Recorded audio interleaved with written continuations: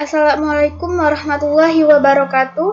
Perkenalkan, nama saya Windy Melia dari kelas 1B NPM 216210623. Kali ini saya akan membahas tentang objek linguistik, yaitu bahasa. Sebagai objek kajian linguistik, bahasa menyimpan sejumlah problem atau persoalan yang harus dikaji dan dijawab oleh para ahli bahasa. Setiap problem kebahasaan pada akhirnya melahirkan disiplin ilmu tersendiri. Disiplin ilmu itulah yang kelak menjadi cabang-cabang linguistik. Kata bahasa dalam bahasa Indonesia memiliki lebih dari satu makna atau pengertian. Untuk jelasnya, coba perhatikan pemakaian kata bahasa dalam kalimat-kalimat berikut. Dalam kalimat-kalimat berikut kita bisa memperhatikannya dengan seksama ya. Ada Dika belajar bahasa Inggris, Nita belajar bahasa Jepang. Manusia mempunyai bahasa, sedangkan binatang tidak. Hati-hati bergaul dengan anak yang tidak tahu bahasa itu. Selanjutnya, pengertian Pahole, long, and language. Pahole merupakan objek konkret karena parole itu berwujud ujaran nyata. Long merupakan objek yang abstrak karena long itu berwujud sistem suatu bahasa tertentu secara keseluruhan. Language merupakan objek yang paling abstrak karena dia berwujud sistem bahasa secara universal. Yang dikaji linguistik secara langsung adalah Pahole itu, karena Pahole itu yang berwujud konkret, yang nyata, yang dapat diamati atau diobservasi. Bahasa sebagai sistem. Kata sistem sudah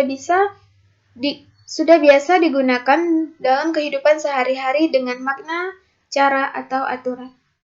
Sistem berarti susunan teratur berpola yang membentuk suatu keseluruhan yang bermakna atau berfungsi. Sistem dibentuk oleh sejumlah unsur atau komponen yang satu dengan yang lainnya berhubungan secara fungsional. Sebagai sebuah sistem, bahasa itu sekaligus bersifat sistematis dan sistemis.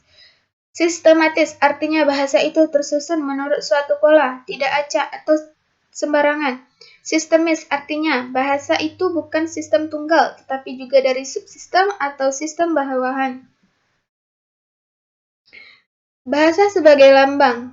Kata lambang sering kita dengar. Bendera kita sang merah putih, sering dikatakan warna merah lambang keberanian dan putih lambang kesucian. Jadi apa itu lambang? Seorang R.K. Shearer, sarjana dan filosof, mengatakan bahwa manusia adalah makhluk bersimbol atau animal symbolicum. Bahasa adalah bunyi. Bahasa adalah sistem lambang bunyi. Yang dimaksud dengan bunyi pada bahasa atau yang termasuk lambang bahasa adalah bunyi-bunyi yang dihasilkan oleh alat ucap manusia. Bahasa itu arbitrer. Kata arbitrer bisa diartikan sewenang-wenang, berubah-ubah, tidak tetap, mana suka. Maksud dari istilah arbitrer itu adalah tidak adanya hubungan wajib antara lambang bahasa dengan konsep atau pengertian yang dimaksud oleh lambang tersebut.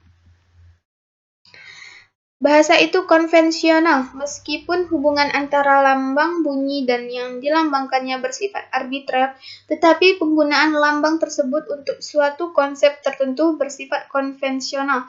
Artinya, semua anggota masyarakat bahasa itu harus mematuhi konvensi bahwa lambang tertentu itu digunakan untuk mewakili konsep yang diwakilinya. Bahasa itu universal.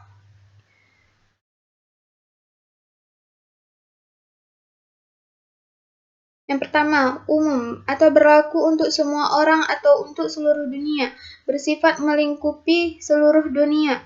Ruang lingkup tanggung jawab mahasiswa adalah persona, nasional, dan kebudayaan. Itu bersifat link kategori keilmubahasaan yang berlaku untuk semua bahasa. Misalnya, ciri universal dari bahasa yang paling umum adalah bahwa bahasa itu mempunyai bunyi vokal dan konsonan. Bahasa itu dinamis. Bahasa adalah satu-satunya milik manusia yang tidak pernah lepas dari segala kegiatan dan gerak manusia sepanjang keberadaan manusia itu. Sebagai makhluk yang berbudaya dan bermasyarakat, tidak ada kegiatan manusia yang disertai oleh bahasa. Malah dalam bermimpi pun manusia berbahasa.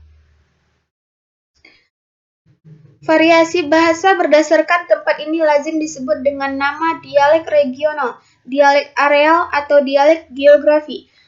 Variasi bahasa yang digunakan pada masa tertentu, misalnya bahasa Indonesia, zaman Balai Pustaka, zaman Orde Baru, zaman Abdullah bin Abdul Qadir Munsyi, lazim disebut dialek temporal atau kronolog. Variasi bahasa yang digunakan sekelompok anggota masyarakat dengan status sosial tertentu disebut dialek sosial atau sosiolek. Bahasa itu manusiawi. Kenapa? Karena bahasa itu menjadi berfungsi selama manusia yang memanfaatkannya sebagai makhluk sosial. Manusia berinteraksi, berkomunikasi dengan manusia lain dan dengan menggunakan bahasa sebagai media, baik berkomunikasi menggunakan bahasa lisan maupun menggunakan bahasa tulis. Baiklah, sekian yang dapat saya sampaikan. Mudah-mudahan bisa menambah wawasan yang menonton. Saya Windy Melia mengucapkan terima kasih. Lebih dan kurang saya mohon maaf. Wabillahi taufiq wal hidayah. Wassalamualaikum warahmatullahi wabarakatuh.